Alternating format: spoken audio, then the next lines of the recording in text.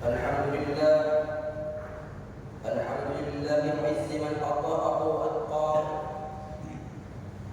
wa mudillu man ada'a amrahu wa 'asa. Ahmaduhu subhanahu ala qudwi ni'matihi wa murri balwa. Asyhadu an la ilaha illallah wahdahu la syarika lah, wa huwa alladhi fis sama'i ilah wa fil ardi ilah. Wa asyhadu anna Muhammadan 'abduhu wa rasuluhu alladhi kamula bihi 'abdun nubuwwati wa tuba liman walahu wa tawalla. Allahumma shalli 'ala 'abdika wa rasulika Muhammadin wa 'ala alihi wa ashabihi lillazina jahadu billahi haqqa jihadihi wa kana mawaqan tiba'an li hududahu wa sallim tasliman katsira. Amma ba'd, fa ya ibadallah, ittaqullah haqqa tuqatih wa la tamutunna illa wa antum muslimun. Hadirin jamaah salat Jumat yang dimuliakan Allah Subhanahu wa taala.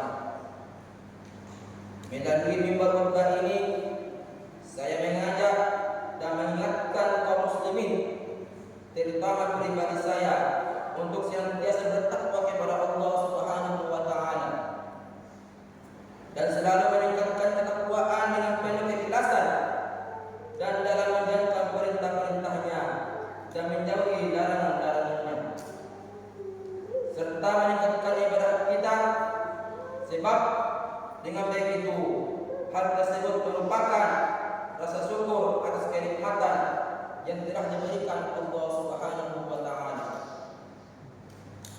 Semoga kita termasuk dalam golongan hamba-hambanya yang mendapat taufik dan petunjuk Allah yang Maha Adil agar mendapat kebahagiaan dunia akhirat. Amin ya rabbal alamin. Hadirin jemaah salat Jumat yang dimuliakan Allah Subhanahu wa taala,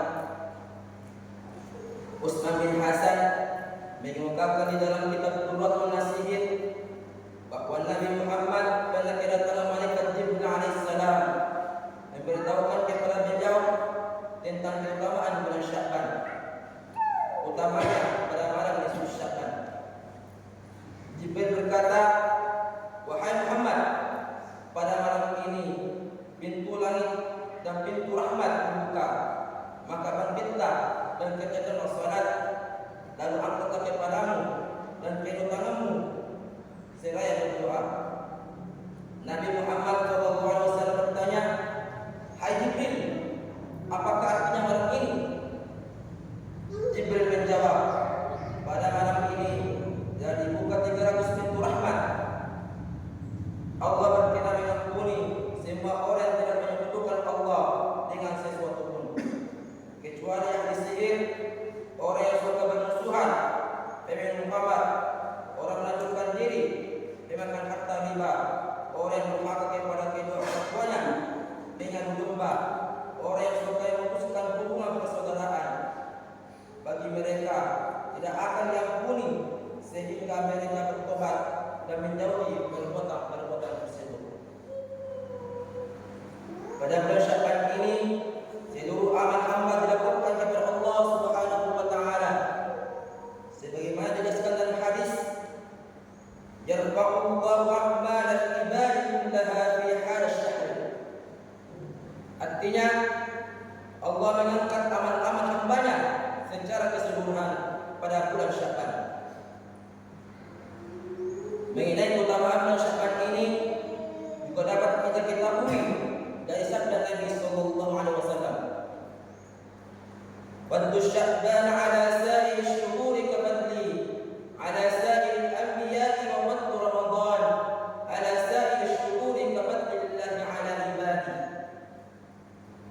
Keutamaan bulan Sya'ban atas bulan-bulan yang lain sebagaimana keutamaanku atas seluruh para nabi-nabi yang lain.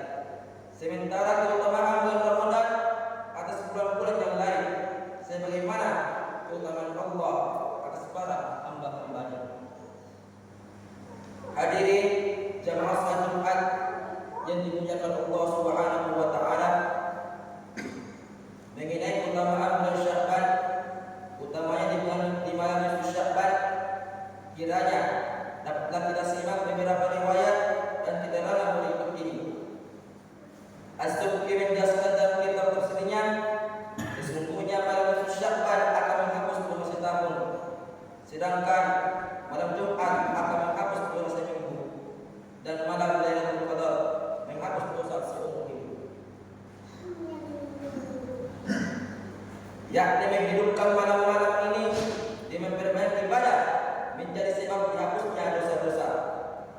Malam nisfu Sya'ban juga disebut sebagai malam kehidupan karena adanya riwayat dari Al-Munziri secara marfu', barang siapa yang menghidupkan dua malam hari raya dan malam nisfu Sya'ban, maka hatinya tidak akan mati. Malam nisfu Sya'ban juga disebut sebagai malam syafaat karena Nabi sallallahu alaihi wasallam minta syafaat kepada Allah Subhanahu wa taala pada malam ke-13 buat umatnya. Lalu Allah memberinya sepertiga, beliau minta itu kepadanya pada malam ke-14. Lalu Allah memberinya 2/3. Dan beliau minta syafaat buat umatnya pada malam ke-15. Lalu Allah memberi seluruhnya, kecuali orang yang lari melepaskan diri dari Allah seperti larinya unta, yakni lari menjauh dari Allah dengan menghentikan pada perbuatan durhaka. Malam nisfu Sya'ban juga disebut sebagai malam maghfirah karena Imam Ahmad meriwayatkan, sesungguhnya Rasulullah sallallahu alaihi wasallam bersabda, sesungguhnya Allah melihat kepada hamba-hambanya pada malam nisfu Sya'ban, lalu Ia mengampuni kepada penghuni bumi, kecuali dua orang laki-laki, yaitu orang musyrik dan orang-orang pendendam. Juga disebut sebagai malam kemerdekaan karena Ibnu Ishaq meriwayatkan dari Anas bin Malik, sesungguhnya Rasulullah sallallahu alaihi wasallam pernah mengutus aku ke rumah Aisyah radhiyallahu anha untuk sebuah keperluan. Aku berkata pada Aisyah, cepatlah, karena aku tidak mendengarkan Rasulullah sallallahu alaihi wasallam menceritakan pada mereka tentang malam nisfu Sya'ban. Aisyah berkata, ya Anas, silakan duduk, akan aku ceritakan kepadamu tentang malam nisfu Sya'ban. Malam itu adalah malam bagianku dari Rasulullah sallallahu alaihi wasallam. Beliau menghampiriku dan masuk dalam selimutku. Aku terbangun tengah malam dan aku tidak menemukan beliau lagi. Aku berkata, mungkin beliau pergi kepada istri mudanya Al-Qibtiyah. Maka aku keluar melewati masjid, lalu kakiku menyentuhnya sedang beliau berdoa. Telah sujud kepadamu tubuh dan diriku, dan telah beriman hatiku kepadamu. Ini tanganku dan apa yang aku petik atas diriku. Wahai Tuhan yang Maha Agung, padanya diharapkan setiap urusan-urusan besar. Ampunilah dosa yang besar. Wajahku bersujud pada Zat yang menciptakannya, yang membentuk rupa dan memberinya penglihatan. Kemudian beliau mengangkat kepalanya dan berdoa, ya Allah, anugerahilah aku hati yang bertakwa, suci dari syirik, terbebas dari kafir, dan tidak pula celaka. Lalu beliau kembali bersujud dan aku mendengar beliau berdoa, aku berlindung dalam ridhamu dari kemurkaanmu, dengan ampunanmu dari siksamu. Aku tidak dapat menghitung pujian terhadapmu, sebagaimana engkau memuji Zatmu sendiri. Aku berkata, sebagaimana yang dikatakan oleh saudaraku Daud, aku membenamkan wajahku dalam debu, bersujud untuk Sayyidku dengan yang sebenar-benarnya buat Sayyidku, agar ia memberikan ampunan. Setelah Nabi sallallahu alaihi wasallam mengangkat kepalanya, aku berkata, demi ayat dan buku, sebagai tebusan bagimu, engkau dalam sebuah lembah dan aku juga dalam suatu lembah. Beliau bersabda, ya Humairah, bukankah engkau mengetahui sesungguhnya Allah Azza wa Jalla pada malam ini membebaskan manusia sebanyak 10 domba kecuali 6 golongan, yaitu peminum khamar, orang yang berpakai kepada orang tua, pezina, orang yang bermusuhan, tukang pukul, dan pengaruh domba. Malam nisfu Sya'ban juga disebut malam pembagian dan penentuan karena ada riwayat dari Atha bin Yasar, ketika malam nisfu Sya'ban, malaikat maut menghapus atau mengundur setiap orang yang akan mati dari 1 Sya'ban ke Sya'ban berikutnya. Sementara seorang hamba pada saat itu menanam tanaman, melangsungkan pernikahan membangun bangunan, padahal namanya telah disalin dalam daftar orang-orang mati. Dan malaikat maut tidaklah menunggu padanya kecuali bila ia diperintah, maka barulah ia mencabutnya. Hadirin jamaah salat Jumat yang dimuliakan Allah Subhanahu wa taala,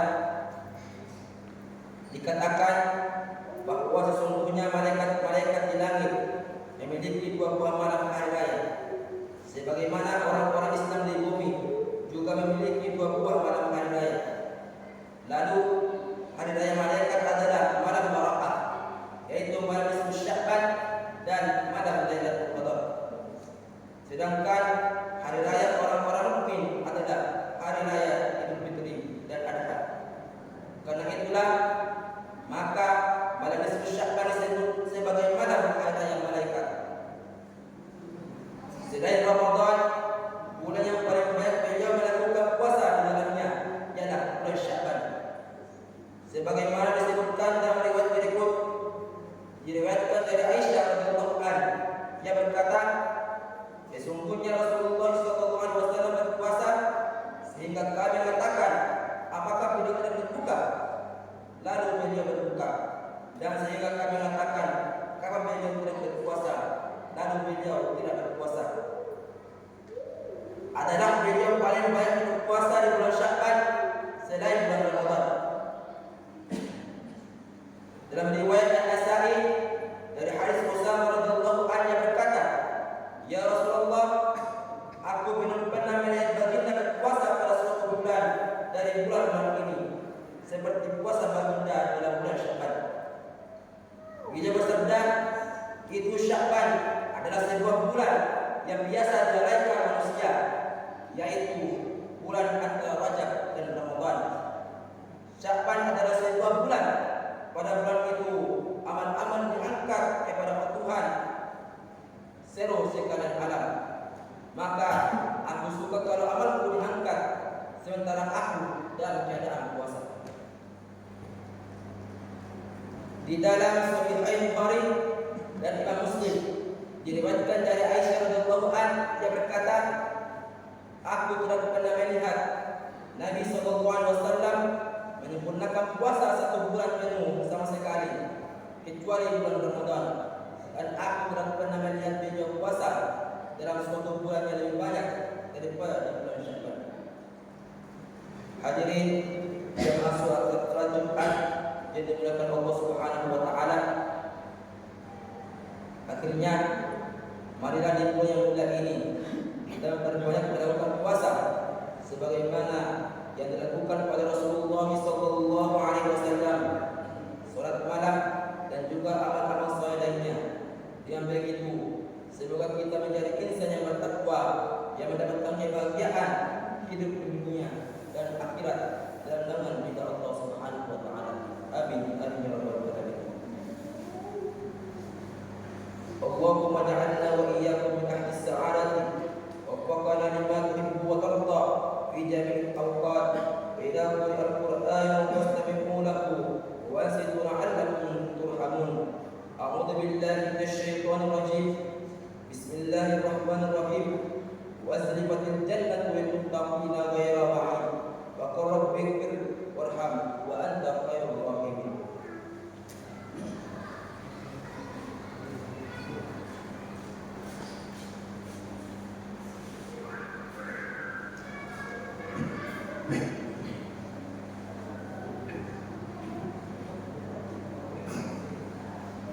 Alhamdulillah alladzi ja'ala taqwa libas as-salihin. Ahmaduhu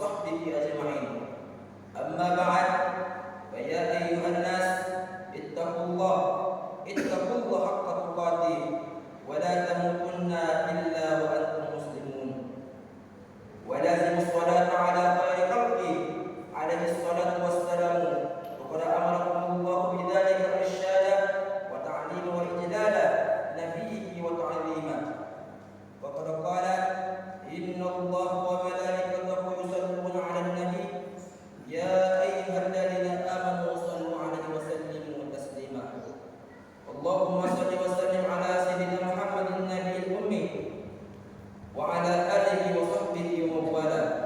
وارض اللهم عن أصحابه أبي بكر وعمر وعثمان وعلي وعن سائر الصحابة ونبيك أجمعين وعن التابعين ومن تبعهم بإحسان إلى يوم الدين.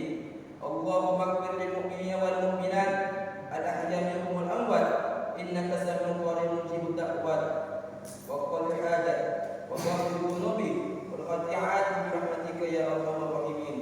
اللهم انصر جيوش المسلمين وسائر المعتدين. اللهم احرق الكفرة والمشركين أعداءك أعداء الدين. آمين يا مجيب السائلين.